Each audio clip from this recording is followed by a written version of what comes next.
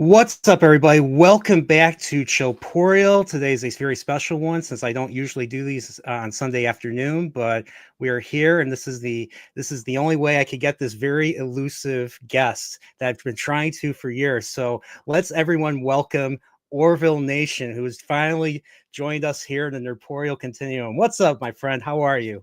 Hey, Chillporeal, thank you so much for having me, and I'm sorry for making you change your time slot. I apologize.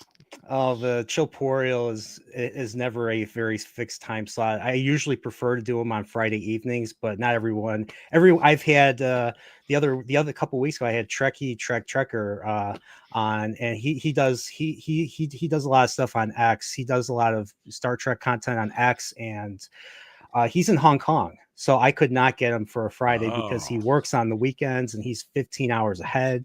So I kind of had to switch that up. So yeah, Chillporeal is a very fluid thing that just usually happens usually at the behest of whatever the guest whoever I can agree to with the guest. So I love doing these, by the way. So how are well, thank you? you for having me, man. It's a pleasure. I'm glad we could finally connect this way. So I think I found out about your channel through, believe it or not, a certain YouTuber, a just a dumb guy with a mic. His name is Gary. His last name might be Neurotic. Oh, But Gary. that's how he used to shout you out in the early days all the time. So Yeah. I ended up starting my own channel, shortly after watching him. And I've been watching the Orville and Star Trek Discovery. This was like 2019. Um, and I decided, after like a year, and then the pandemic happened, 2020, and I was just like, maybe I should start my own channel, get over my fear of talking in front of people, stage fright or whatever, and just give it a try. So I started making video content. My earliest stuff was, believe it or not, Star Trek content. Why I recommend the original series, how to watch the original 6 Star Trek films in what order. And I even made my own little VHS trailer. So that's all back in that's all early. That's all early Nerdporeal stuff. And I started reaching out. I started finding out about other channels who followed Neurotic, and I just started becoming active in chats and just getting to know people. And I'll be honest, I've been bearing the fruits of that the last couple of years, and it's been a wonderful experience for me. Um, Yeah, you got a so great channel, man, and congrats for deciding to do it because yeah, I love your channel. Well, thank you so much. And so I've been trying. I wanted to get you. So I did some after shows for the Orville New Horizons when it came out. They posted them at like I late, remember. like at like 11 p.m. my central. And so I would go live, and this was when I wasn't working, so I was able to do this. I would go live at like 1 a.m. Central Time, and do an after show. I tried really. I was like, Orville Nation, PJ, I want you on. You're like, can't. I got other obligations. So that's Yeah, kind I of where haven't. the whole I've been waiting for years for this, because it's gonna be it's been 2.5 years since the Orville season 3 New Horizons ended, and there I feel there's a lot to talk about.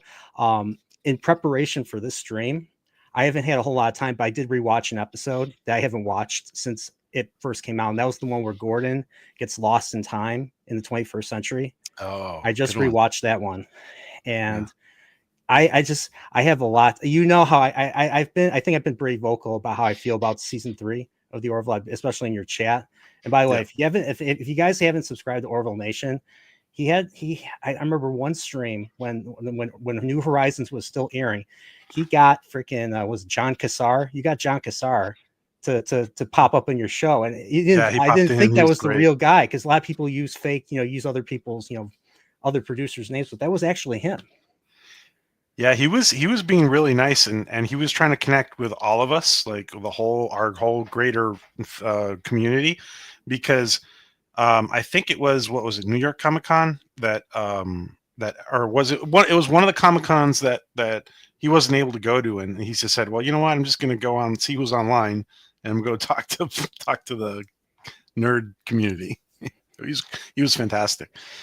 Now remember, he also worked on 24. Oh yeah, he's really accomplished. Yeah, it's funny because I watched 24 when it was on TV in college. I got into it because of I started really getting into that type of storytelling where you had to watch, episodes prior in order to do that. A lot of it came from me watching anime, but before that, it was all Star Trek, and it was all, I didn't get into Deep Space Nine yet, but um, I was just so used to watching because almost all of television from, 60s onwards was mostly episodic. So that's kind of what I grew up on. And so it was refreshing to see something that actually had a definitive ending. And that's what 24 did. And then 24 was the first time I dealt with plot twists and like deaths and random deaths, even before Game of Thrones came out. And yeah, so I mean that's kind of that's so And wasn't it kind of cool? I thought it was a really interesting concept that it was in real time, right? yes. Like Yes, all one events occur hour in of the real time. show, Yeah. 1 hour in the show was 1 hour on the screen. It was, And they always, whenever they cut to commercial, you'd see it would end, yeah, they would tick tock, tick tock, tick tock, and then be like 4.5 minutes later, you'd come back. So there was 4.5 minutes of unaccounted for due to commercial. But yeah, I thought it was, yeah, I thought it was, I thought it was perfect. And it was I think, smart. yeah, and I think Manny Koto worked on 24 as well, and everyone knows he was the showrunner for Enterprise. season 4 of Enterprise, the best season of Enterprise, in my opinion. So, I think there was a lot of good that came out of.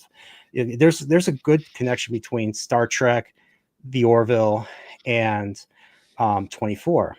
Mhm. So, obviously, the connection, and I kind of curious, like I want to before you even ask you how you started your channel. I'm just curious. I mean, I'm assuming you are a big Star Trek fan as well, and that's why you got into the Orville in the first place. Yeah, yeah. So I wanted to start my channel probably. So we're on 5.5 years, and I actually thought that the channel would be bigger by now. I'm not the greatest. I'm not very consistent, but I had to. I'm basically continuing the channel, but in a part-time capacity right now. And I I wanted to start the channel like probably a year and a half earlier. Um, and probably like right when I discovered Doomcock, like right around there, or maybe a little before I was doing the channel. And like you said, we were talking before about popping up on yeah, I was in Nerdrotic's chat since he was like probably when he had like I don't know 8 or 9 or 10,000. I don't know how many people he had, but he was starting to get momentum at the very beginning. Well, not at the very beginning because he'd been doing it for so many years, but um and and I wanted to do a channel. I had to put it off for a little bit, and I finally started like you. I had a lot of inhibitions at first because I'm like I'm a very private person. Like this is crazy. So but yeah, but it was a good decision, and I think you never know where some of these things might take us. I mean, like right now, you and I are kind of like on the smaller side channels, right? But who knows down the road what might happen? Nerdporeal. Yeah, congrats on you're a I just looked at your channel, 13K. Congrats. Oh, thanks. I'm still in the 4K category. I'm moving up really slowly. But that's because I haven't made actual video content in over a year now. So the only thing that I've been doing with this channel is the Chillporeal and just having conversations with different guests about different things. I mean, the thing about me is I am not a channel that focuses on one thing, which is what a few other friends have said. Oh, you should probably focus on one thing. I'm like, I just don't want to. I just want to talk about whatever I want to talk about. So Yeah. Can I say something about that? So I assumed that the Orville, and I love the Orville, right? But I assumed that the Orville would be growing at a different pace, and obviously we had COVID during that time, yeah, and I thought the Orville was going to be probably going at the pace that Star Trek Discovery was, and or more or kinda, and so yeah, I think that my channel is too my one of the problems with my channel is that it's too narrow. It's just too narrow, and I do talk about other stuff, but it's just a little too narrow the topic. So I think you're doing the right thing. uh by the way, there's a lot of science fiction shows that I've had on my bucket list for years that I need to watch. And of course, one show that you have done have a lot of streams about is Black Matter. So Black Matter is one show that's on my list to watch. Yeah, Dark Matter. Yeah, yeah, Oh, yeah. Dark Matter. Sorry, what did I say? Black Yeah. Matter. Okay, Yeah. Dark Matter. Okay, so Yeah, that's the Black Lives Matter brainwash. okay, yeah. There you go. so, Dark Matter. Another one's Farscape. I still need to see. I watch a random episode. I'm like, you know what? I need to watch this. And I think Stargate SG1, the one that everybody talks about. So You haven't watched Stargate SG-1? I'm sorry. Oh, I am so envious. I'm so envious of people who say that to me because I love that show. And if I could go back and watch it again, and let me just say, like, it really picks up in season 3 and 4, and kind of like where Joe Malazzi, our friend Joe Malazzi, chimes in as a writer. It really picks up. So I know it's 10 seasons, which is longer than the usual Star Trek shows. So I'm curious, like, does it wear out its welcome, or does it stay good from seasons 3 and 4 all the way to the end? Not for me. No, I wanted more. And what's crazy about Stargate is there's 10 seasons of SG-1. There's 5 seasons of Atlantis, which I love Atlantis. And there's 2 seasons of Universe, which some people, thought it was not off to a great start, but but anyway, there's 17 seasons of Stargate and a couple of movies, apart from the original movie that was in the theater. But and all that was put together by Brad and Joe, and that, I mean, it's and thank God it's untarnished. Like Star Wars and Star Trek are being tarnished by this agenda stuff. But there's 17. It's a very potent Star Trek science fiction franchise, and people don't realize there's 17 seasons of it. So they're all like in the same universe, kind of like with Star Trek Next Generation, DS9, Voyager. Yeah, all same universe, and you see. And there's crossover characters from Atlantis to SG-1 and Universe. There's crossover characters. Was Atlantis and SG-1 on the same? Were they on like the same time, kind of like DS9 and TNG, and then DS9 and Voyager kind of were for a couple seasons? They either briefly overlapped or right after the other, I think. Okay. All right. So I have now even more incentive to push that up to push that up the list now. So all right. So I'll definitely have to watch those. There's just been so little time for me watching stuff. You know what's really crazy in Chillporeal?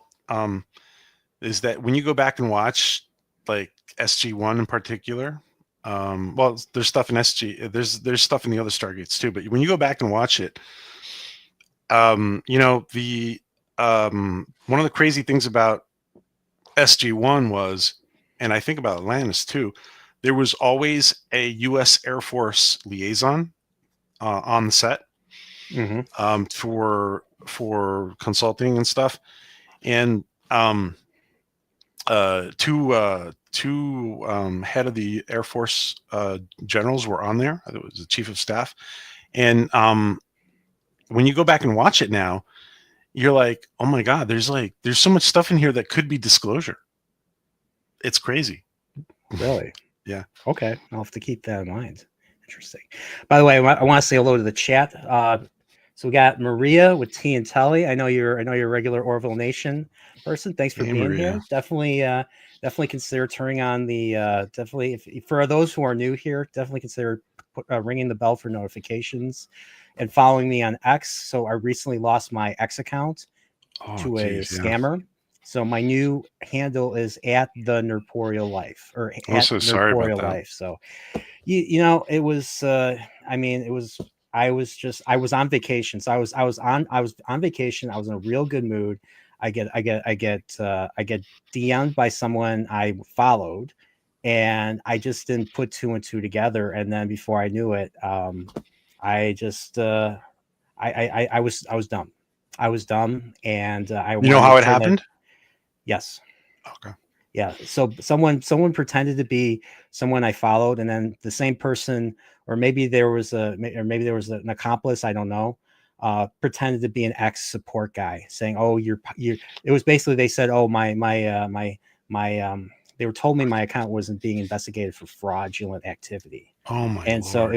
it was just dumb of me to, and I gave them, they're like, "Oh, you got to switch the email out of your account to the one that we give you so that we can investigate it." And I did I'm that. so And sorry, then dude. because of that, I lost my access to my account. So, and what's funny was the other day, using a different someone using a different account, because this guy was like, this guy's like the Borg. He's been taking over accounts left and right.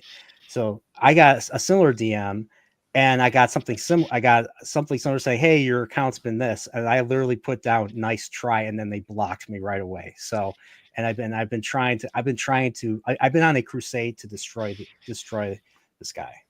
Oh my god. Yeah. So Well, I'm glad you get your got kind of fixed, but yeah, I'm sorry that happened to you, man.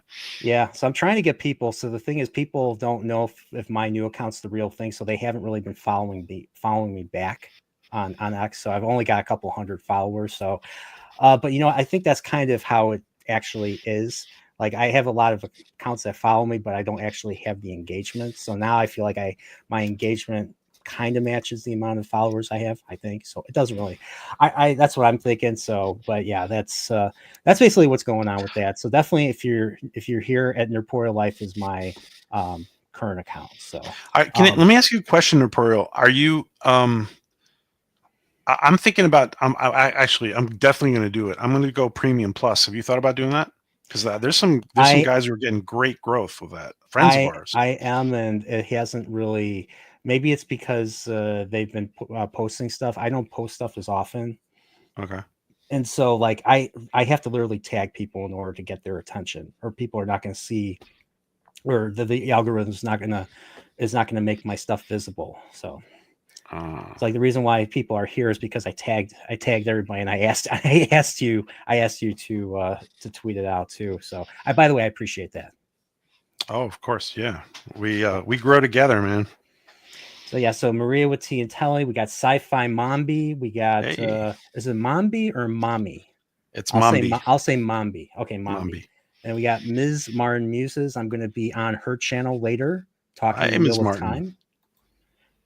We got Jacob Ironside. He says I'm going to love Stargate. Hey, Jacob. Where is he? Oh, You that's love Stargate? Jacob loves Stargate? Awesome. yep. And so does Silverlock. What's up, Silverlock. Silverlock? Hey, And I think we got Clifton 3D. I know Clifton's been going through some tough times. Hope you're good, doing well, buddy. hey, Clifton. He basically helps Brandon the Anime Guy with his editing and all that. And it was actually Brandon the Anime Guy that actually watched the Orville New Horizons with. And I figure, Mm. part of the conversation, and and for everyone out there, this is not a conversation where I'm going to be debating PJ here. I know how PJ feels about season 3. I'm sure he knows how I feel about season 3. I just want to hear his takes on some of the things that I have I an issue with. I think that you and I are much closer than you think on stuff. I'm just very optimistic about stuff. Okay. Yeah, I personally feel that at least the way the final episode of New Horizon ended, I've had this conversation with other people, with Pacific, for a few other people. We feel it was kind of like Babylon 5. If you watch Babylon 5 in the day, they all thought season 4 was going to be the final season, and they filmed a finale. But then they found out that there was going to be a season 5, so they didn't air the finale. Here, because of how different it is, and they don't have a season 4, and they never really got any confirmation that there will be a season 4. It feels like they filmed that final episode of season 3 felt like a finale, like with Isaac and Claire getting married, and then the Kalon are now the good guys now. So that's one point of contention I have with the season, is with the Kalon being the victims and the good guys, and the way that whole thing with them got resolved. So I'm just curious what your thoughts on that are in particular. So they went all Dr. Oppenheimer with developing a literal weapon that looked like something out of the video game Super Mario Galaxy.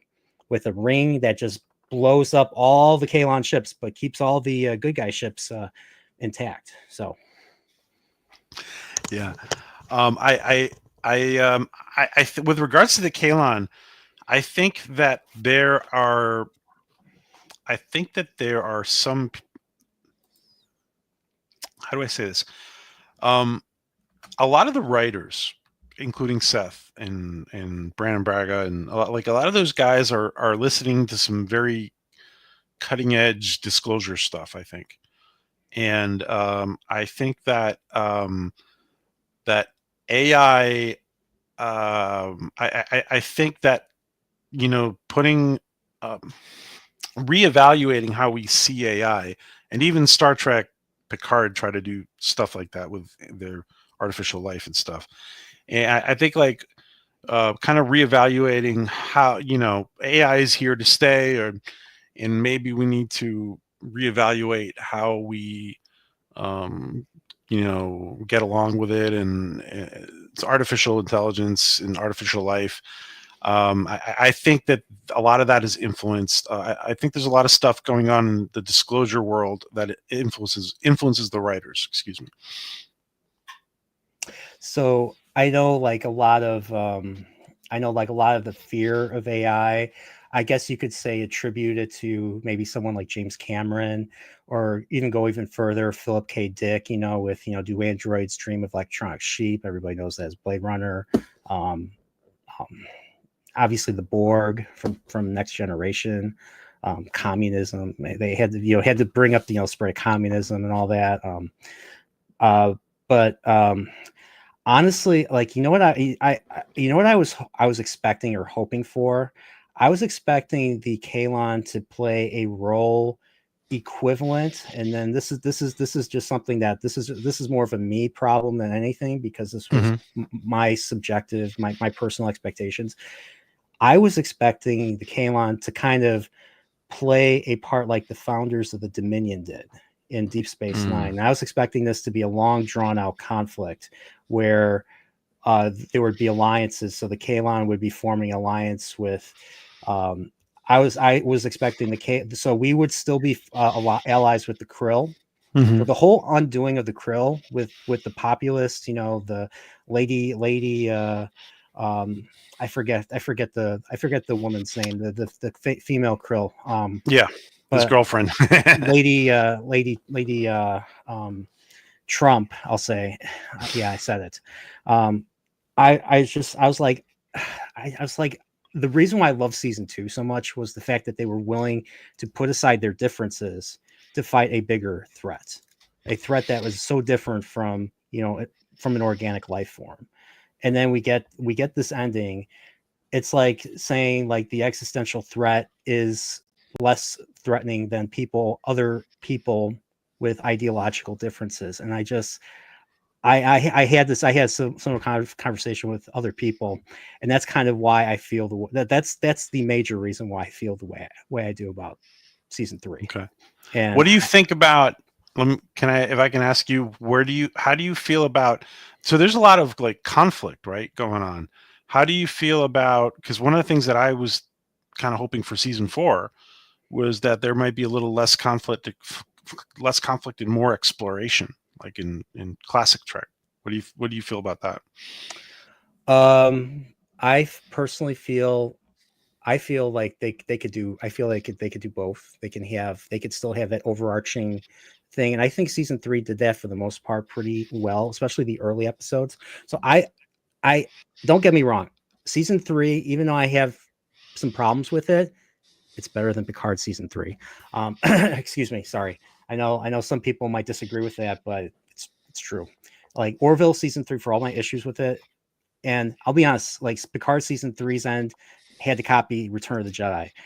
This season 3, Orville season 3, New Horizons, kind of copied the original Star Wars with the trench run. But how many times has the trench run been copied? It was copied in The Force Awakens, literally. Mm-hmm. But they had it outside, and I thought it was a very interesting dynamic. But well, but yeah, I think I I like the early exploration of season 3 with especially with Isaac committing suicide and exploring that. I thought that was great stuff. I liked it was interesting. I liked it, but I didn't like how it ended. The episode with the demonic bugs in the Krill territory. So they made the spider people. the spider people, so they spit their goo and then people become the spider people, and it was irreversible. I was like, holy crap, how are they gonna? And it just ended. The admiral just flew out of the ship, kind of like the main bad guy in Jeepers Creepers, just flying out of the jail with Justin Long and eating him afterwards. So it ended very. I was hoping, I'm thinking if they do season 4 that they're gonna continue that. Maybe the admiral, maybe they can find a way to bring the admiral in that episode back, or find a way to help the people that were afflicted by that. I don't know. Yeah, I have a tiny bit of an issue with that, and also with the Borg, is that sometimes people who were just taken, right, in both Star Trek with the Borg and in that episode with the Spider People, I would like to see a little more empathy for, oh my God, they just, because like they might be salvageable somehow, right? There might Yeah, be a way. that was an issue I had with Tuvix back in when Voyager was made. Tuvix. Now, I mean, it's pretty popular, but I mean, there could have been a way to make Janeway look less of a murderer or less of an executioner, because it's literally like them taking him to the transporter room as slowly as they did, and him begging for help, and everybody's just turning their heads. I was just like, would this have happened? Would the characters on Deep Space Nine or TNG allow this? And that's a question I'll never be answered. But in my mind, no, they would never have, because those characters are better written and they have more emotion and more relatability. I like Voyager, don't get me wrong, but I feel the characters are not as funny, they're not as relatable as the characters in TNG and Deep Space Nine are. That's kind of why I feel Voyager's a little bit of a step down, but still good. I still like it though. Oh my God, anything Berman era is like light years better than anything we're getting now. With a certain guy named Alex. I don't know if you've seen. Now I've been checked out of New Trek. I haven't even watched all. I've only watched season 1 and 3 of Picard, seasons 1 and 2 of Discovery, and season 1 of Strange New Worlds, because I keep giving them chances. But I did not watch Section 31, but I did watch Red Letter Media's like review of Section 31, and they showed the interview of Kurtzman and the guy that directed the movie, and they were both so checked out, and like the director literally had his mouth partially ajar and it looked gross. He's like, and you see his nasty teeth and all that. I'm just like, and they showed it. They zoomed in as a joke because this is Red Letter Media, and I'm just like, yeah, Star Trek has definitely hit rock bottom. So I have not seen Section 31. I am almost curious to see it, a little bit of it. It's a caper. Because it's so far gone from what Star Trek is. It's a caper, right? Is that what it is? Yeah. So Section 31, when you think Section 31, you think of novels by John le Carre. You think Tinker Tailor Soldier Spy, or all the other stuff that John le Carre has written. Very dark, very, very dark stuff. Espionage, all that. This is not espionage. There's no secrecy. Characters are just colorful and just like, it just doesn't belong. And it just makes no sense. And you can't get me to watch it, because money is money, but money is not necessarily time. Money you can get back, time you cannot. So yeah, I don't want to do that. Yeah, I know. Like I don't know how Doomcock keeps doing it, to be honest. I'm curious how, because I know he watched season 3 episode 1 and he had issues with that, where I didn't have the issues he did. I'm curious what he felt about the rest of the season. Of what, Orville? No, about Picard. Oh, Picard. Oh, Oh, yeah, he's but not sold Picard. No. okay. Yeah, I know him and Robert Meyer Burnett. So like Robert Meyer Burnett saying, "Hey, come on my show. We'll debate this or something." And Doomcock didn't take the bait or didn't take the bait or something like that. I would love to have Robert Meyer Burnett on to talk about Picard, because as a Star Trek fan and try to understand my issues with it and why the issues I have with it didn't bother him. So, but that's a very low chance of me actually accomplishing that. So, I thought Terry Metalis had good intentions, but I also thought that and I think he really tried. You can tell he really tried, but yeah, he I agree. he had his hands like tied. He was still working in that framework that they made him work in. I mean, there's only so much he could do. And you True. would talk to him like you would you would talk to Terry, and he'd be like, "Hey man, there's only so much I can do," right? Yeah, yeah. Like So there's no, so like all of they couldn't shoot outside. They didn't have the budget to shoot outside, so it was all in the studio, all in the sound stage.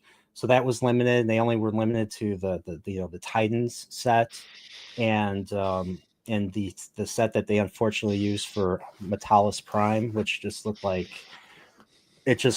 something out of Fifth Element, maybe. I don't know. But it was those two locations. So one thing I liked about the Orville, I miss, and it's unfortunate with what's been going on with California, but I miss Planet California.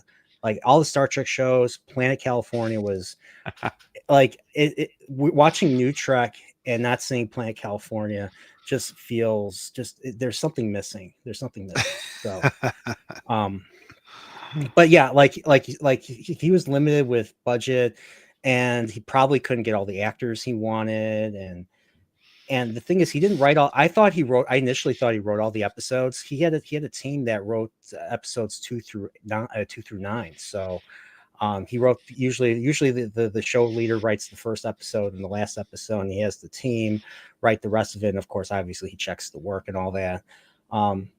There was one episode I really enjoyed in that season. That was the episode 5 where they brought Commander Rowe into it, and for once, I felt like Patrick Stewart was playing Picard again. He wasn't playing the feeble old man Picard. yeah, He was there playing were Captain Picard, who last saw Rowe and was betrayed by Rowe. And I like, there were oh, lots of this good is things there were lots of good things in there. Yeah. so. And then the rest of the show kind of fell off after after that. And so, but that's my opinion. A lot of people liked it, so I'm not going to give you crap for liking something. If you like something, there's a magic into it, and I don't want to take that away from anybody. Same with the Orville. So, I wanted just to say that that a lot of people in the fandom, and particularly in the fandom menace area of the fandom, really did not understand that Terry was trying to give them something.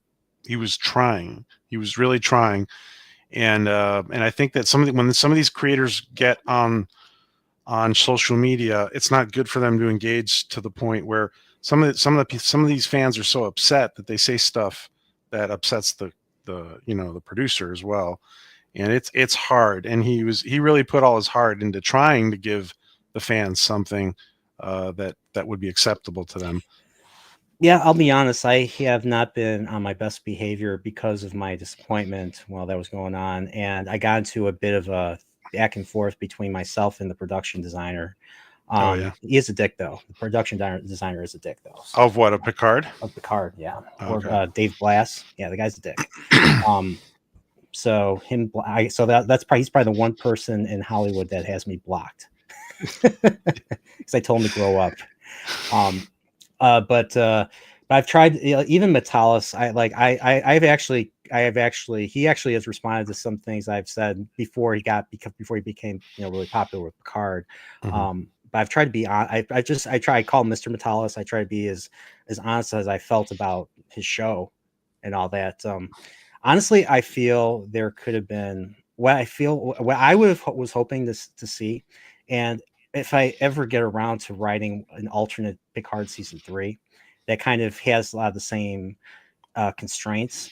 The one thing I feel that they could have done, because he said he hated Generations. That's one thing he went on record to say, is that Generations screwed a lot of stuff up. And I agree.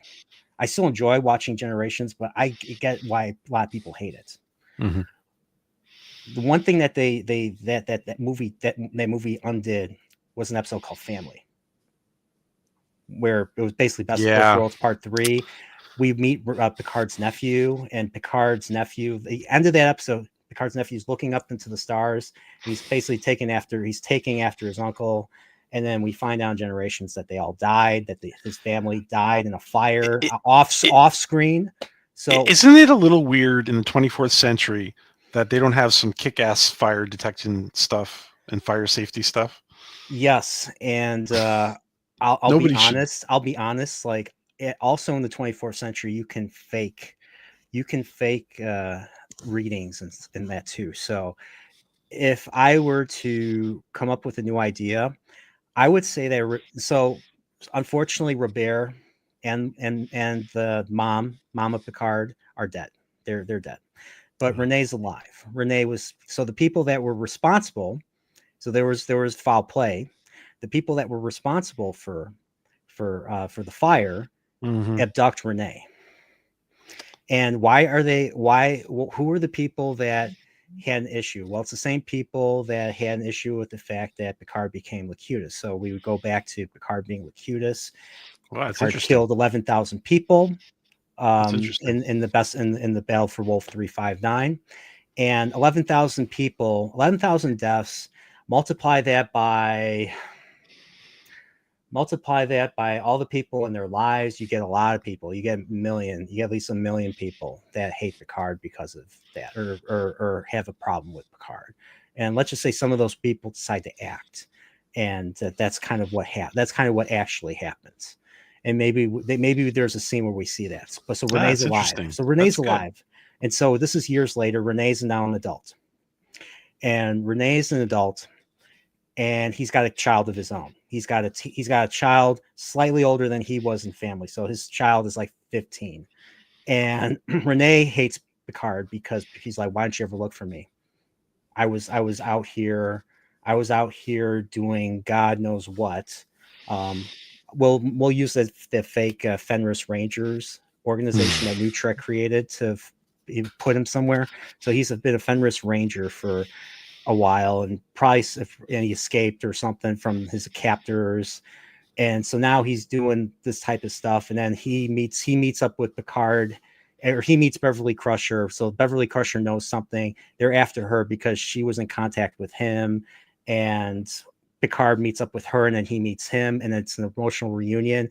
And then he meets his grand nephew, his son.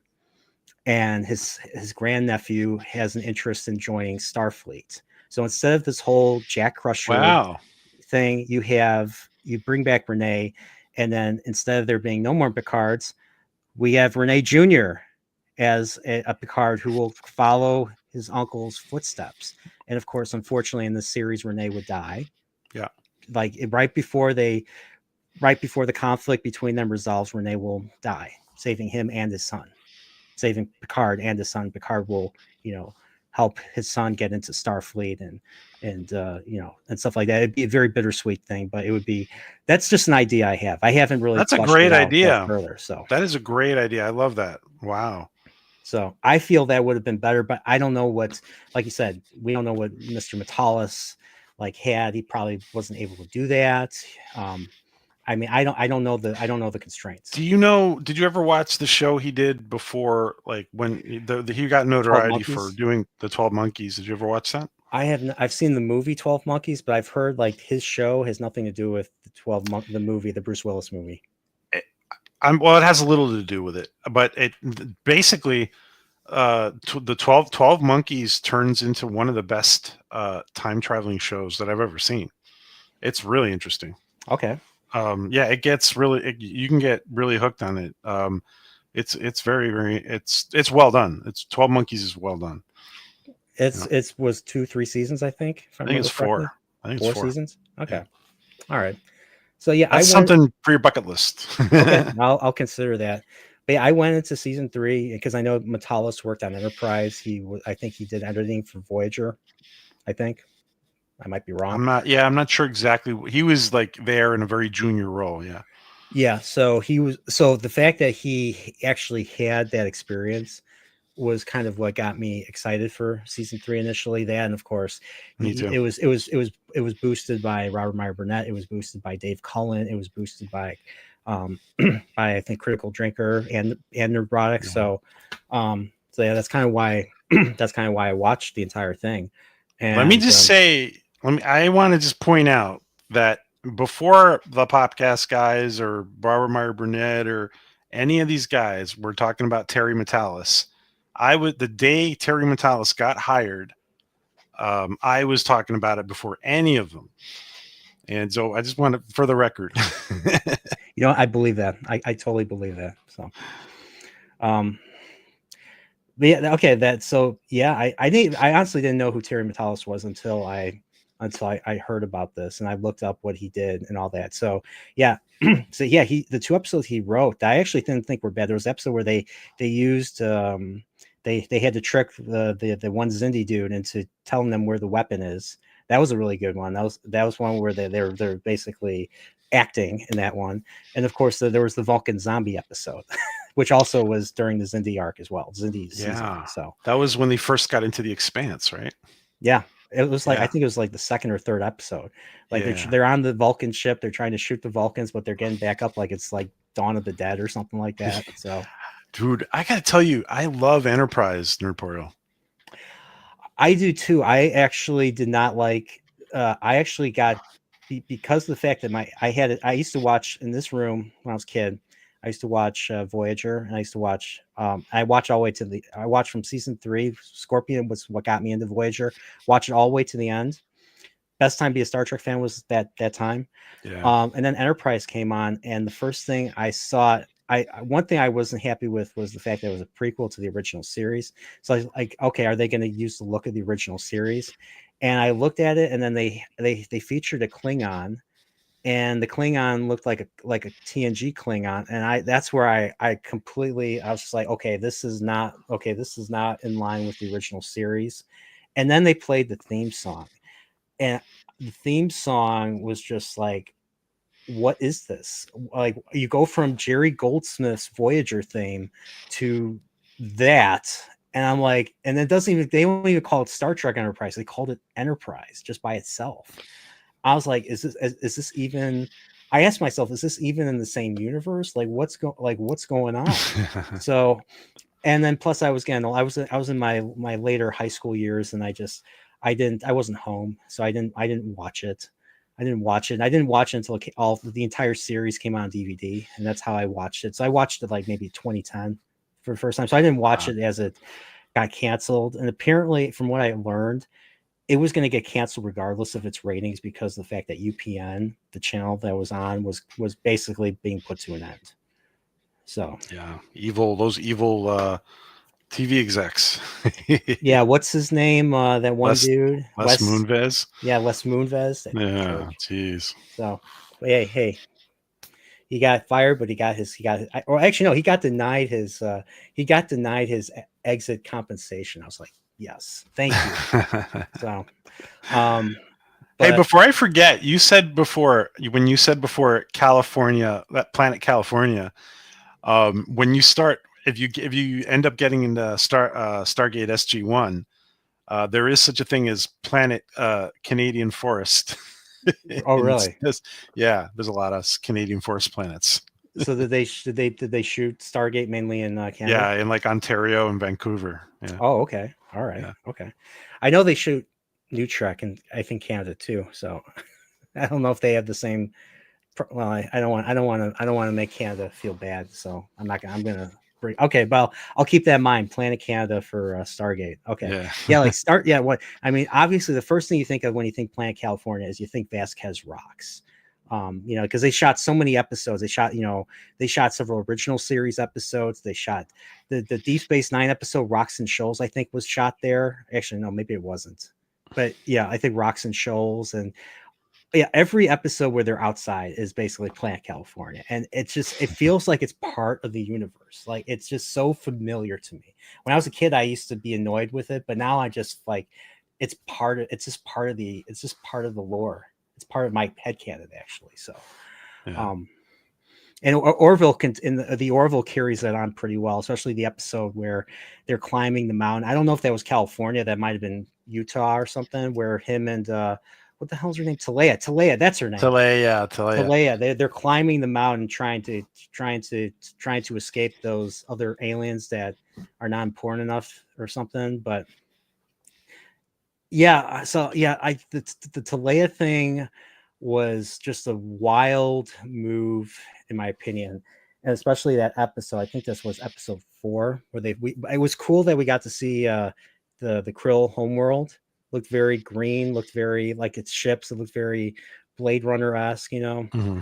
The one thing that a lot of people had issues with, especially when we had the after show, was the thing that has to do with children, with babies in particular, and how that the on that world they were, you know, people were caught doing that type of thing. I thought that was a very novel idea. Mm-hmm. I thought that was a very interesting What they were doing idea. to the So female they would, Mocklins. yeah, they would have a holographic version of what the child would grow up to be, and and all that child would do was ask why. Yeah. And I was just like, I was honestly expecting like a very central viewpoint. So it's like some people might feel this is bad, some people might feel, well, maybe this isn't so bad. Whereas then you have, I mean, everybody knows Seth MacFarlane's politics. Everybody knows Seth MacFarlane's politics and all that. And I'm just thinking, well, having kids is important for a society to continue. So questioning that, I mean, whether you, What did I you mean, say? Sorry, go ahead. I mean, I know maybe not everyone in chat is going to agree with this, but I mean, this is a very divisive one, and I don't know if I don't think Star Trek has ever went down this path. I'm sure if you ask Ira Stephen Burr or any of the creators now, they'd be like, "Oh, we should have done that years ago, but we were kind of stopped for that." Especially if you watch a Deep Space Nine, what you leave behind documentary, it felt like they were like, "Oh, we weren't progressive enough," or the other term that rhymes with broke or smoke or something. I don't even Yeah. want to say. Yeah. I'm curious what your thoughts on that particular moment where like, you want to be in a world like this? I'm like, I don't know if I agree with that. with Yeah. when the hologram of the potential. Yeah, I actually thought, I saw people that it was interesting after that episode. There were people complaining on both sides. And I'm like, seriously, guys, listen, I really think that Seth is trying to do, I mean, he probably has his own opinions, but I think he really thinks he's really trying to give different sides of the argument, and he's letting the viewer decide, come to conclusions at the end, like Star Trek is supposed to be, right? That's my opinion. That was my opinion. Yeah, I think what was missing from that was like a now if someone on the good guy side actually might have said, well, maybe this isn't so bad or something, then I probably would feel more that way. But since the Krill are the bad guys are always wrong. So, I mean, and especially with the way the Krill were portrayed in this one, which I feel is what a lot of people want a certain president to be, even though he's not. To like a lot, like especially. I don't want to make this too political, but the I mean, could it happen? Sure. I mean, if you're going to take something that's based off of real life, just dial it up to 15 and do that. And that's kind of, I mean, in a way, it was a fun episode. There was a fun chase. but I was just I felt it was a bad direction to take the character of Talea. I thought it was just came out. That's just my opinion. I just felt like now if it was a different character and maybe Talea is kind of conflicted about it. She's not necessarily willing to work with Ed or something right away. Mhm. I could see that. It's interesting because I don't know if you remember, but when we first see Talea at the very beginning of her, Yeah, she was a when she teacher. pops up, and yeah, she was a teacher, and apparently, like the Orville had destroyed the ship that her brother was on, so Yes. she's like she's always been out for revenge, but she does kind of like Ed. Yeah. And then it becomes a betrayal. It becomes a big betrayal. And so of course when we see her again in season 2 in that episode where they're climbing the mountain, you know, she still hates him, but I feel like there was some progress with their relationship. And so Yeah. so I feel like even if that happened, she would still be conflicted, and maybe it would take more than one episode to resolve that. I think that would have been a more interesting direction than to her going full Trump. I gotta tell you that her going to that extreme, I I probably would have liked, yeah, a kind of a little slightly different angle too. Yeah, it was pretty extreme. Like she becomes the evil leader of the Krill, basically. Yeah. Yeah, and then the evil Krill are evil again. So they undid what season 2 did with because I'll be honest, like I had initial issues with the Orville season 1, mainly because of the Krill, because the Krill were basically the religious right. I mean, any person could figure that out right away. And I mean, I came from a Christian background. I know a lot of people that went to church. A lot of people that went to church with me love Star Trek: The Next Generation. So it's not. I mean, the thing that the media and especially Hollywood want to portray Star Trek is this, it's purely progressive and woke. It's not purely progressive and woke. There were progressive episodes. There was a lot of episodes that dealt with, tolerance and racism and hatred and all that, but there were a lot of episodes that dealt with, maintaining the status quo, that there were conservative ideas. So it wasn't totally. I had this conversation with Trekkie Trek Trucker a couple weeks ago. Definitely check out the Chillporeal. sorry for the plug, but yeah, but that's just I thought that was very interesting because I never thought of that before. He came up with it, and then I've been thinking about it. I'm considering rewatching the entire franchise to see if I could find more examples of that. So my that's interesting. I'm so personally, I'll share this. I'm actually pretty religious, Catholic, and I don't see, like, I don't see that. To me, I don't see necessarily that it's a poke. They're poking at anybody in religion necessarily. I know Seth feels kind of agnostic, right, or atheist agnostic. I'm not sure what it is, but I don't think.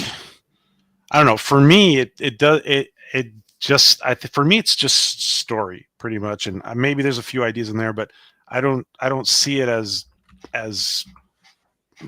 that much in that way. But and by the way, on your channel, you're supposed to plug your stuff. Yeah, but not the not the expense of the guest. So it's just yeah. So that was just like you know what I mean. So, but okay. So all right. But yeah, like you said, we do know how Seth feels and all that. And honestly, it was an early reaction to me, early reaction on my part. I kind of got over it. I kind of got over it, kept watching, and then season 2 happens, and then season 2 gets okay. This is getting interesting, and then we get to identity, Mhm. and honestly, like it's been a long time since I had a strong reaction to now I watch Identity Part 1 and Part 2 together. So I missed Part 1 the week before because Hulu or the episodes come out, you know, it was still on Fox. Mhm. So the episodes were coming out weekly. And Identity Part, I watched both Part 1 and Part 2. Holy crap, I was not expecting Identity Part 2 to be as good as it was. Like, it got me so excited for the rest. It got me excited for season 3. I watched the rest of this. That episode was just like, holy crap, this is going in practically in a Deep Space Nine direction. Mhm. Like, I was expecting like a Dominion War type of arc. Now that didn't happen, and that's once again, that's a me issue. But I just got so excited. It was better than anything Star Trek Discovery did. And I was still watching. I was watching season 2 of Discovery at the same time, and I was just realizing, like, because I bought season 1 on Blu-ray because I was still, you know, this was before I watched Neurotic and before I watched any of those other channels. I was still kind of enthusiastic about the future of Star Trek, but then season 2 of Discovery just completely fell apart for me. Made no sense. And then I just had more issue. I rewatched season 1 and I realized that it's not rewatchable. It's all fluff and copying of other franchises, basically. You're talking And about what? You're talking about what? Discovery? Discovery season 1. Oh yeah, I it's not rewatchable. Yeah. so I because I was because I assumed that it was going to be like TNG and Voyager and Deep Space Nine, where they start off, you know, kind of, you know, slow, but then they Yeah. get better as the seasons go on. Well, we don't live in that era anymore. That was the 90s. That was the 90s and early 2000s. Now it's it was late 2010s and early 2020s. And usually now you will either have a show that's bad from the start and it might get better.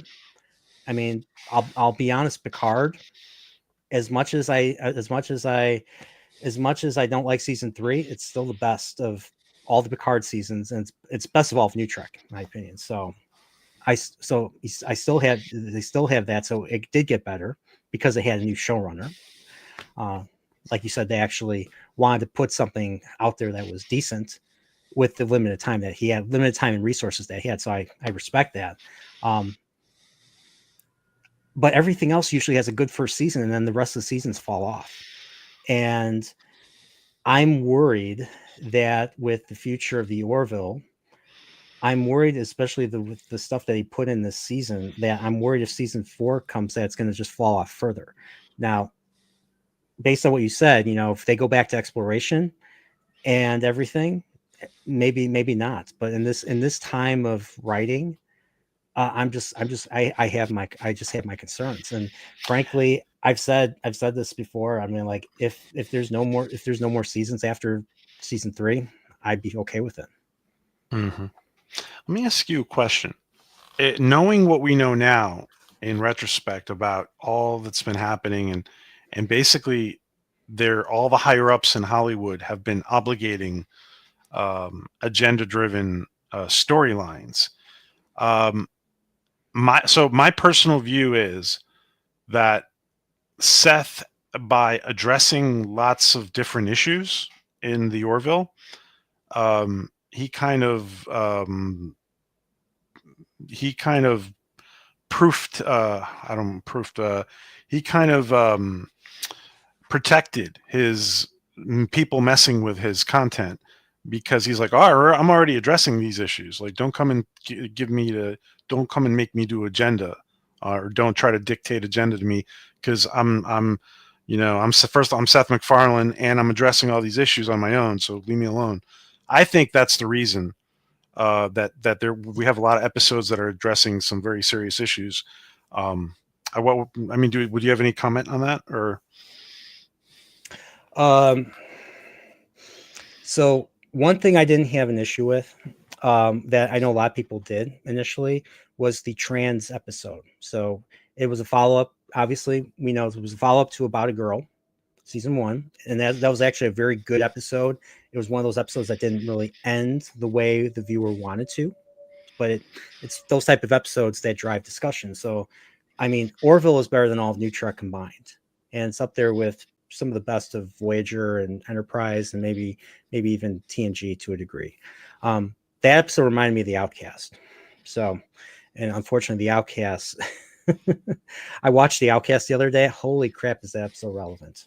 A little too relevant. Yeah. The pronoun thing. I didn't realize the pronoun thing came from that episode. Wow. So Really? yeah. He, him, she, her. I prefer these pronouns or something. Because she corrects Riker and all that, or he. I'm not going to bother. I'm not going to assume any genders here, but the episode with the trans when they bring I think it was called Tale of Two Topas, and they bring Topa back to that. I liked the idea. I just didn't like how it was handled with the whole parent thing, which is a big issue today. With especially with parents, fighting for their kids, especially with the education system and all together. I Mhm. didn't like the fact that they could get away with one parent approving something against the other. I think there should have been more to it. I mean, I get why they did it because they portray Clyden as the villain in that one. I think it should have been. I think it should have been better than that because, I mean, personally, it should have been them working with Clyden or trying to convince Clyden to see it. And So if it would take you don't. Sorry. no, go on. Finish your thought. I'm sorry.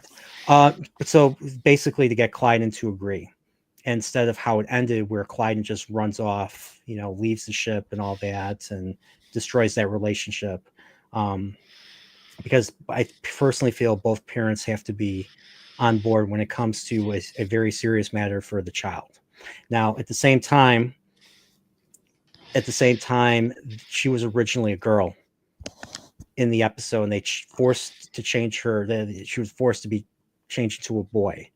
And so them changing her back to a girl, I didn't have the issue with because that's what they took from her in the first place. I mean, the Mocklins, the one thing about the Mocklins are no good. I mean, that was set up from the very first season. So I was expecting like the Mocklins to get kicked out or to join, or even better, to join the somehow become allies with the Kalon ultimately. That didn't happen though.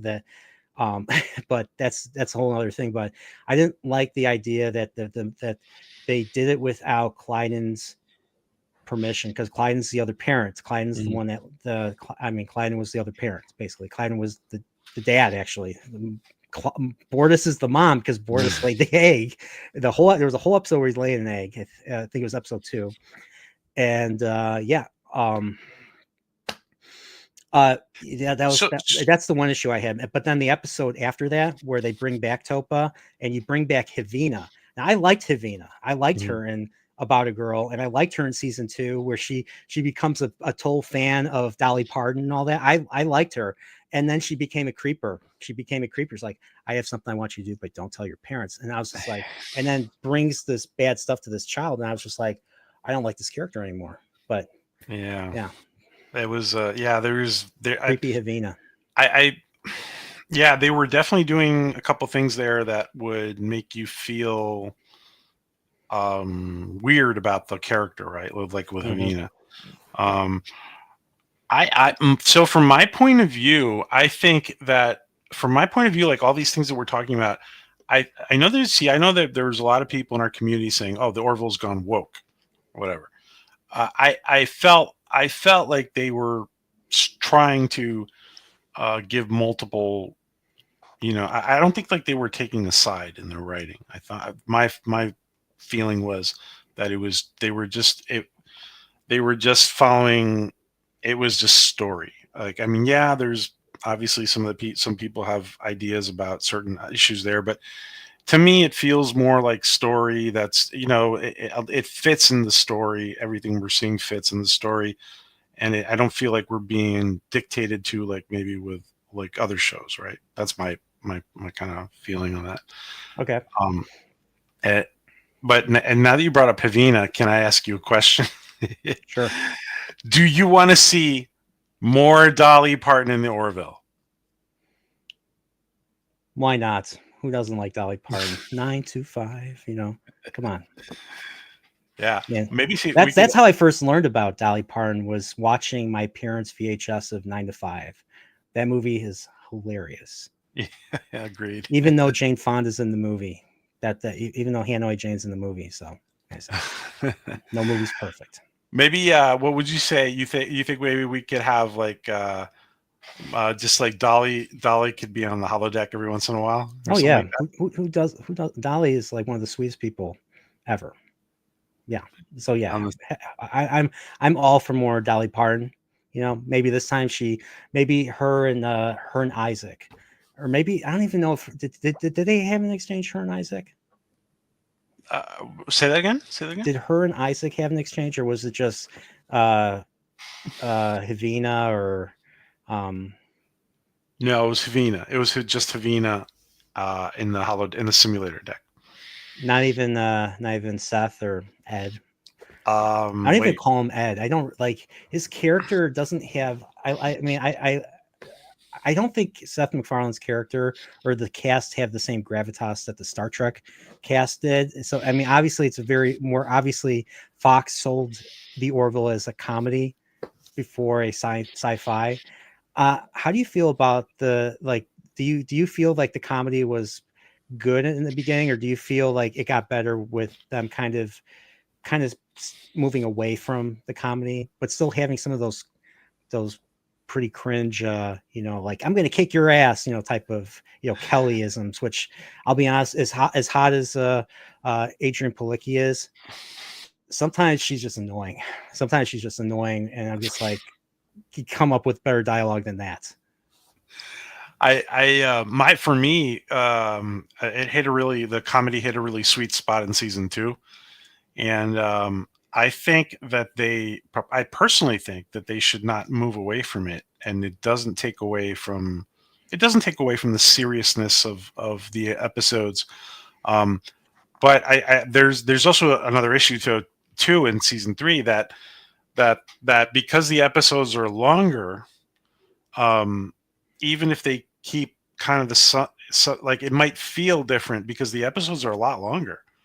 Oh They're yeah, like they're like double episodes. Like yeah the episode I just watched was 65 to 70 minutes. yeah The Gordon going back in time. I'll be honest, going back to that one, that was an interesting one. So the Gordon going back in time one. So they played a little bit of the whole time travel thing, messing with the audience like Voyager used to do all the time.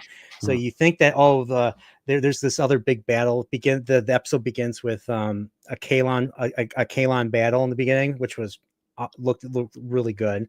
And then of course you have the device that allows them to go back in time. They sent a tuna sandwich 3 months into the future.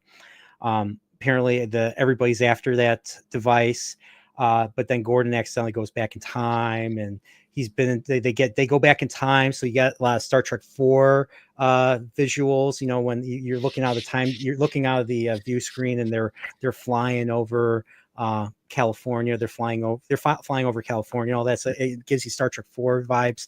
But the Yeah. whole Egg salad sandwich. egg salad. Okay, never mind. Yeah. Okay, egg salad. But did that episode, and that was an episode that actually pissed off a lot of people. I remember pissed off a few people with the whole them confronting and threatening Gordon's family, because he's been on Earth for 10 years. Yeah. 2025 this year, that's the time they go back. So they tried to go back in 2015, but they arrived this year, 2025. Keep that in mind, everybody. So keep a lookout for the Orville. But but they basically threatened to take him away. They threatened to take Gordon away from his family. Like, oh, you violated laws. You're gonna have to stand trial for this. And he's like, well, you're gonna have to take my family away. And then at the end of the episode, they felt like they killed him, and they killed that idea off when they took him away earlier in the era, and he's like, don't do this and all that. Very, very, very emotional stuff. Very, in my opinion, very Sitting on the Edge of Forever, something very Harlan Mhm. Ellison, a very Harlan Ellison thing to do. But the issue is they didn't have to harass him. They could have just got the Dysonite, which was what they were there for in the first place, to go back in time, then just not even bother getting him, go back to the 2015, get him there, and then and then worry about, and then when that bridge came to it, they'd go back into the future. So Obviously, they didn't know was the Oronov device or something. I think that's the The Oronov Aronoff device. device. Aronov device. But you know, I think I think that the whole multi-universe theory, like I don't know, I think there might be more to that story there. Like there might be a revisit at some I point. I agree. I feel that there is. I feel like there's multiple continuities that they can go down. So obviously I don't think that Gordon's family is gone, like the way that the episode ends. Mhm. The way they, at least the way they lamented at the end when they're drinking with him and all that. Um, I don't think that's the case. But honestly, I didn't. There was no. I mean, they obviously they wanted to fill the time and to have some drama. And I'll be honest, when I first watched it, I was like, "Holy crap, this is crazy. This is like good." And then you think about it. Then I think about it, like they didn't have to do that. They didn't have to harass him and they could just stayed on the ship and just took him back. And then it would have not been as dramatic. It would not have been as eventful, but it would have made sense. So um, so I don't know.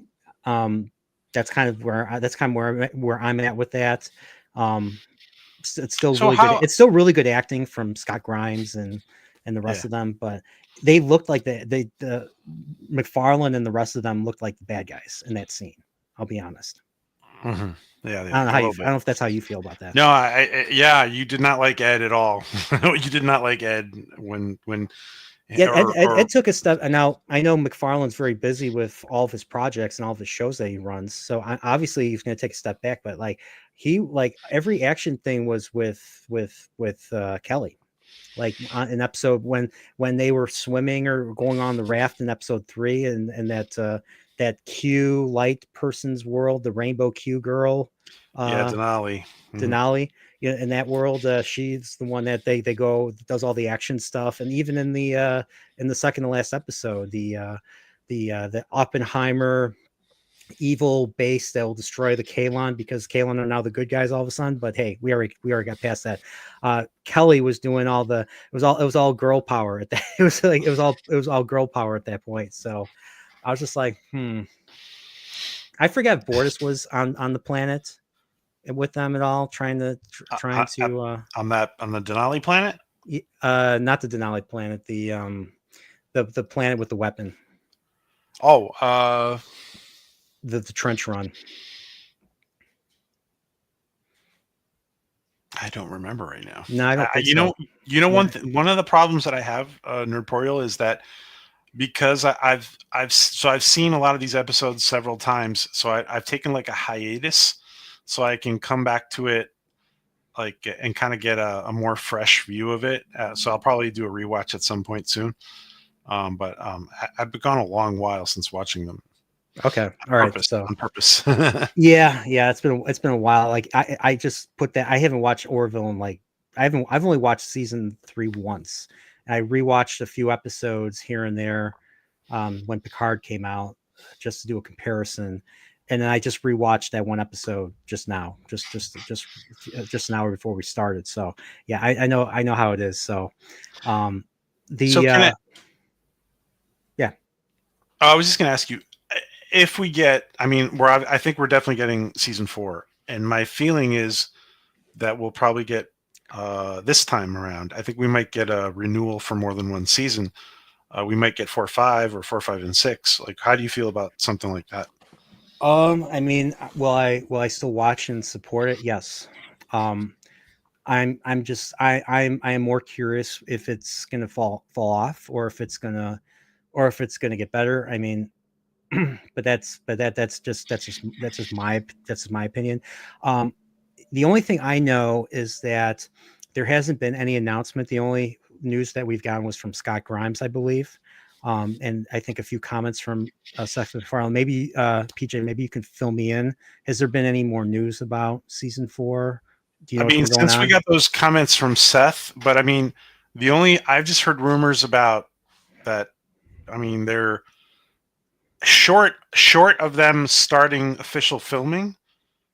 That there's definitely stuff going on at Fuzzy Door. That's what I the only thing I hear. That's McFarlane's production company. Yeah. Okay. So there's definitely stuff. And if you notice too that and this has been a kind of so a lot of these actors have been signed in to kind of exclusive contracts where they can only work with Seth or something like that, or pretty much only work with Seth or something. So like if you notice that, so Grimes is in Ted, right? And the girl that the girl that they got from the social media planet, what's her name? I forget right now. She's in Ted as well. And Okay. so they've been filming season 2 of Ted. I don't know. Did you like Ted? Did you watch it or? I haven't even seen the movie, so I cannot comment. I've Oh, heard it's funny. It's one of those things it's on my long laundry list of things to check out. So I've been watching more comedy lately. Ted might fill that comedy. I was watching old episodes of Mad TV the other day. That's funny, so funny. And I've been rewatching random clips of Airplane, you know, the movie about people being stuck in a plane, but that's not important right now. Okay, that was a wait, bad, that which was a one? bad Wait, which? Say that again. Which one is it? Airplane. Oh, the movie Airplane. Yeah, the movie where Leslie Nielsen says, Oh yeah. don't worry, we're all counting on you, but that's not important right now. Yeah, yeah, Because that's what they yeah. say in the movie. That's not. They say hospital. What's that? It's a building with patients, but that's not important right now. So yeah, yes. Last I had a Chillporeal a few days ago. I said to my buddy, I was like, "Hey, buddy, have you ever seen a grown man naked?" And that just got that just Yeah, that really was the set him line, off. So right? yeah. But yes, I've been looking for more comedies to check out. I heard Ted was really good, so I'll definitely check that out. Now I know that one other person I wanted to bring up that a lot of people did not like. How did you feel about Charlie Burke? She grew on me, and um, there was one thing that I thought was missing about Charlie Burke in the writing. I liked her. I liked her in general, and she definitely grew on me. And some people really didn't like her. I don't know why, but um, I thought that she should. I would have liked to have seen her at least shed a tear on camera for her friend Amanda who had died. Yeah. Like she the whole time she was talking about her friend Amanda, and I would have wanted to see a little like her breakdown at some point about her, right? And I was missing that. But my last comment on Charlie is I like her, and I'm not sure she's dead. What do you think? And how do you feel about her? So I thought she was interesting initially. So obviously, she didn't obviously like Isaac for I like that very first episode. The very first episode of the season where Isaac, is they're dealing with the aftermath of Identity Part 2, and Isaac just shuts himself off. He commits suicide. I thought that was such an interesting idea. It was so good.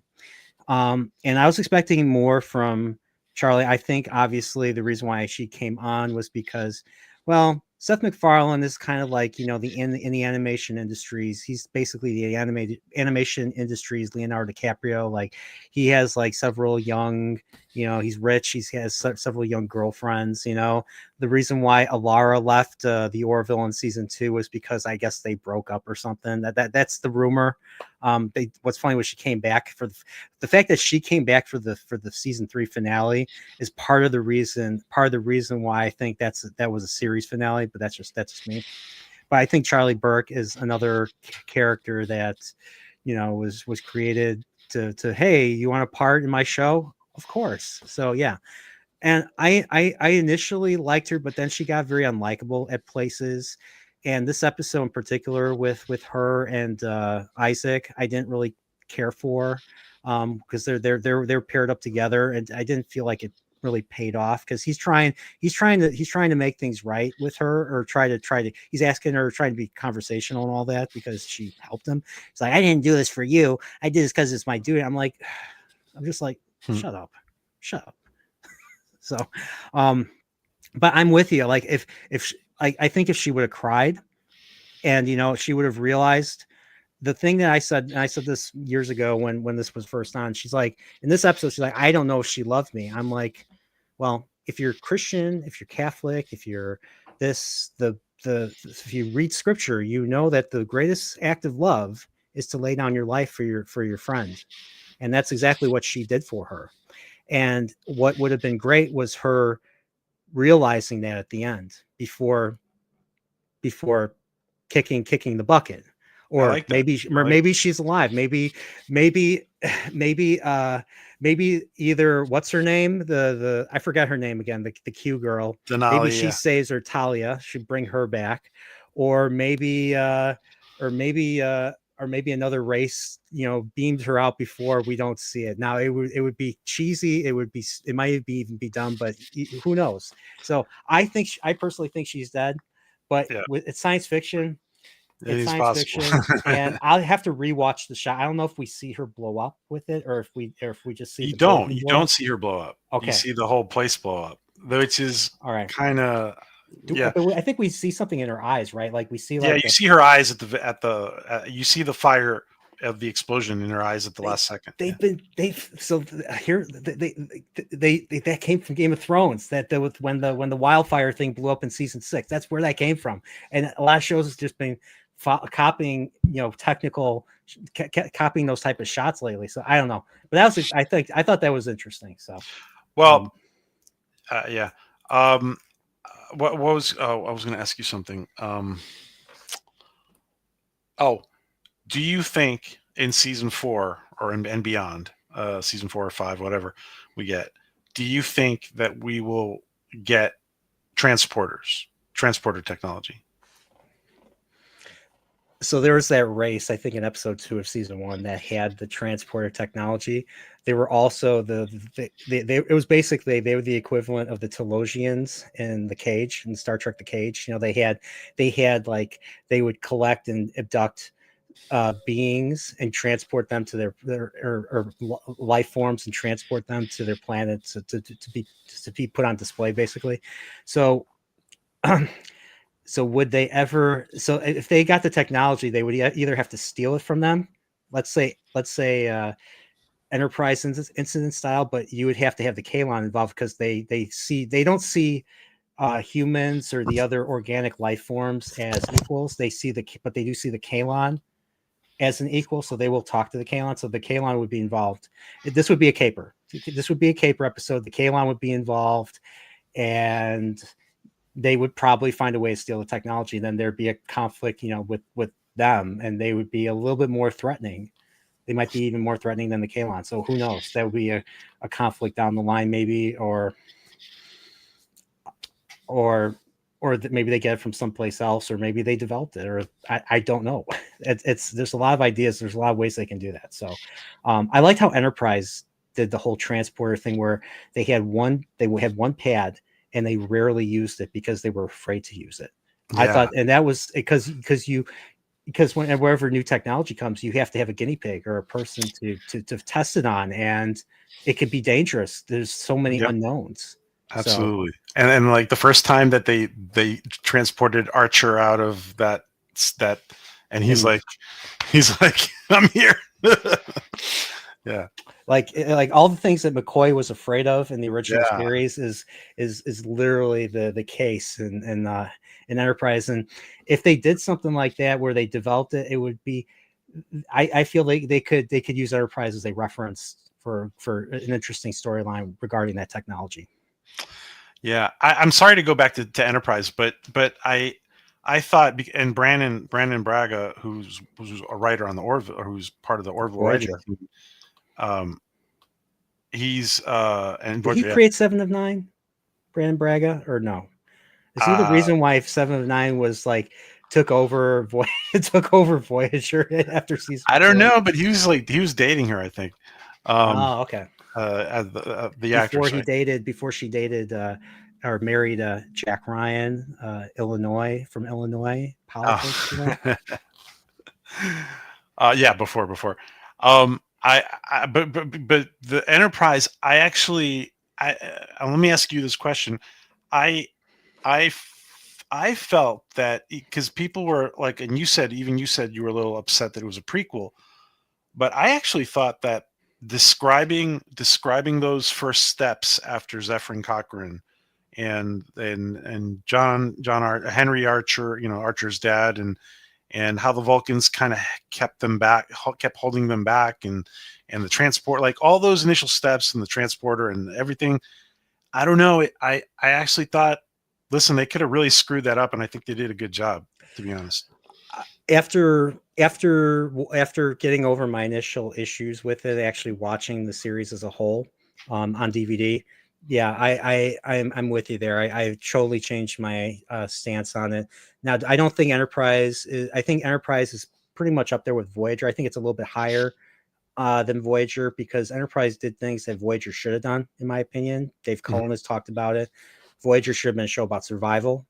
Enterprise season 3 was basically what Voyager, the entire Voyager series, should have been, along with Year of Hell. But Enterprise did a lot of good things.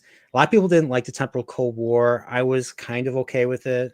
But I did like the Xindi stuff. The Xindi stuff was a lot of fun. I like the pre-Prime Directive stuff. So you could, if there was that Western episode and they literally used their beams on the townspeople for holding their people hostage. Whereas if this was in the 24th century, they'd be fully protected by the Prime Directive and all that. But those people were technically from Earth. So, oh, were they? Yeah, they were they had been transplanted from Earth in the Western episode. Yeah. And that was like one of the reasons that, well, they kind of said like, well, they're supposedly from Earth. So it's not okay. Like, I didn't even consider that. So, but yeah, there's a lot of good stuff. And I think season 4, when Manny Koto came in and tried to connect it to the original series, that's kind of where it hurt when you find out it got canceled after that masterpiece of a season. And honestly, I would have thought, and I've said this multiple times, I think had Enterprise continued down its course, I think it would have went down. And once again, I bring Deep Space Nine into this. It would have led into the Earth Romulan War, Deep Space Nine style. I think season 5 would have ended with the outbreak of war, and then season 6 would have been the war, and then season 7 would have been the aftermath of the war. They'd probably go back to exploring. There'd be a time jump, and then we get to the founding of the Federation, which got completely screwed up by the finale, but by the actual finale we got, because it was all a holodeck simulation, so we don't know what truly happened. Is Trip Tucker dead? And of course, I think the continuing books say he's not. He was actually he became part of Section 31, or he became agent or something, just like Malcolm Tucker was. So it was interesting that they brought Section 31 into Enterprise, but I don't remember the episode, but I didn't really mind it either. So it was very subtle. I mean, yeah, Malcolm was involved with a little bit, but it wasn't a big deal. It was just, it's not like Section 31 in New Trek where they go around Section 31 badges, right? Black badges. It's like in Wheel of Time. It's like Wheel of Time. You have the Black Aja, which is basically the Aes Sedai are basically the female channelers. They're the most powerful. They're like the Jedi Order in this world. They're very powerful. But then there's a Sikh and they're divided into what they call Ajas, of different colors, different ideologies. Well, there's the Black Aja, which is the evil Aja that nobody knows about, that they deny exists, but yet they're wearing rings and they're wearing things that signify that they are Black Aja. I'm like, that's not how the story was written. That's not how the books were, how they were portrayed as. So they think everybody, I don't know, writers think viewers are stupid now.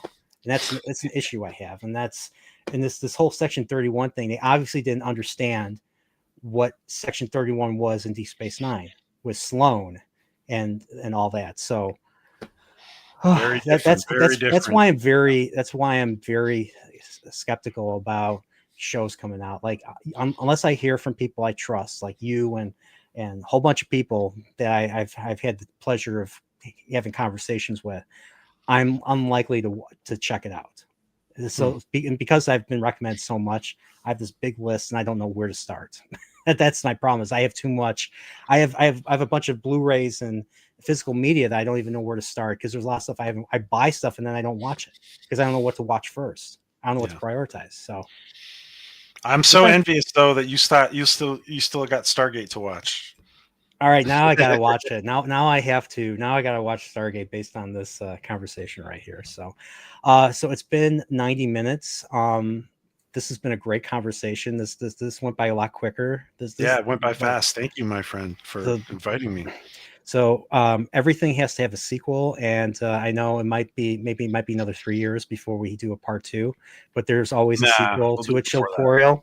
So I have to ask you, are you my mother's, father's, brother's, sister's, boyfriend's former roommate? To quote Spaceballs. Yeah. That's funny. Yeah. I hadn't heard that line in a while.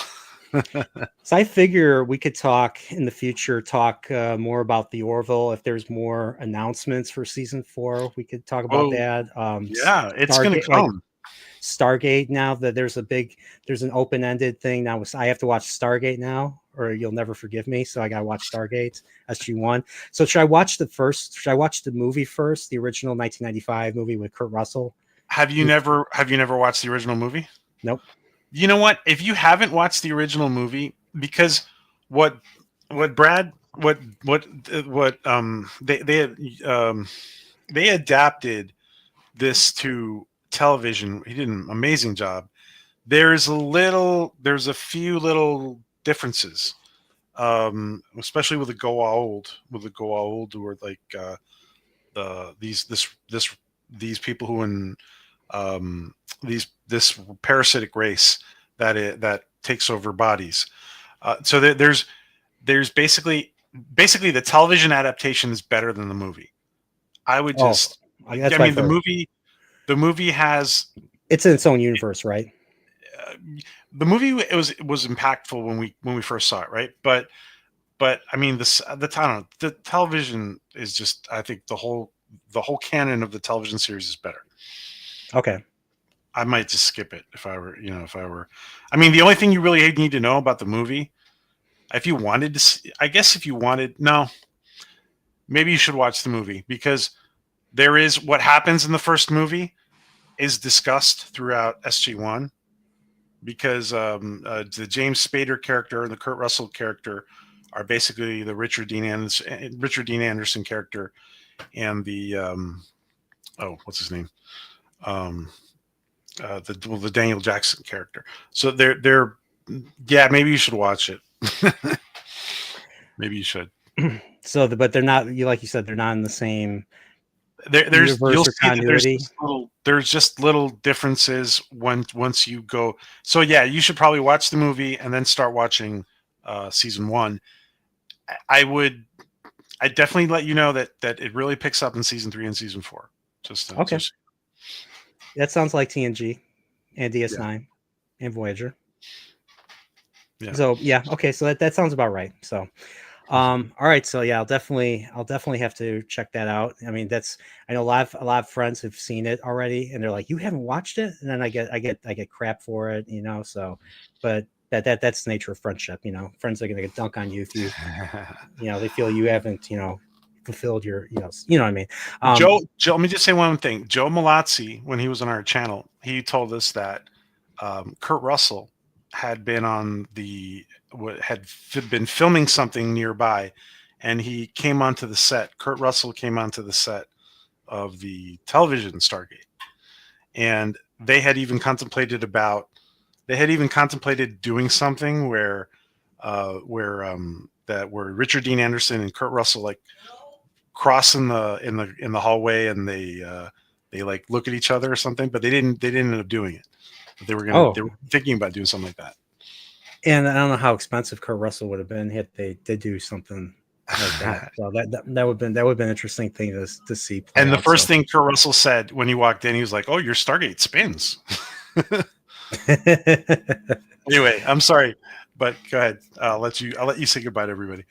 All right. But yeah, I was just gonna say, yeah. So definitely, there's definitely gonna be there's definitely gonna be part 2 in the future. I promised part 2 to a whole bunch of people too. So we'll see where that goes. I'll have to check. I'll have to actually watch some of the stuff to do it. But yeah, everybody, thanks for being here. PJ, is there anything? Usually, I always end this with, give the guest a chance to plug what he is doing, or if he wants to plug someone else. So We got a lot of big surprises coming. Some of them are Orville Nation related, and some of them are Inspiration TV related. I know I've been saying that for a long time, but yeah, we got lots of interesting stuff coming, and Arg is my friend Arg, who's the alien who lives with me.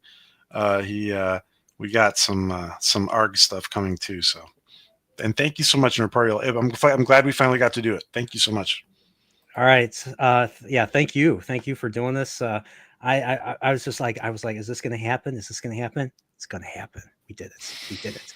So everybody, subscribe to Orville Nation. His description. I think his link is in the description. Follow him on X, Inspiration TV with the Z, Inspiration with the Z, if I remember correctly. And yes, everybody follow him. And remember, everybody, stay safe. Today's Super Bowl, once again, stay even more safe, stay healthy, and stay Chillporeal, everybody. Take care and have a great rest of your Sunday, and we'll see you maybe within a few weeks.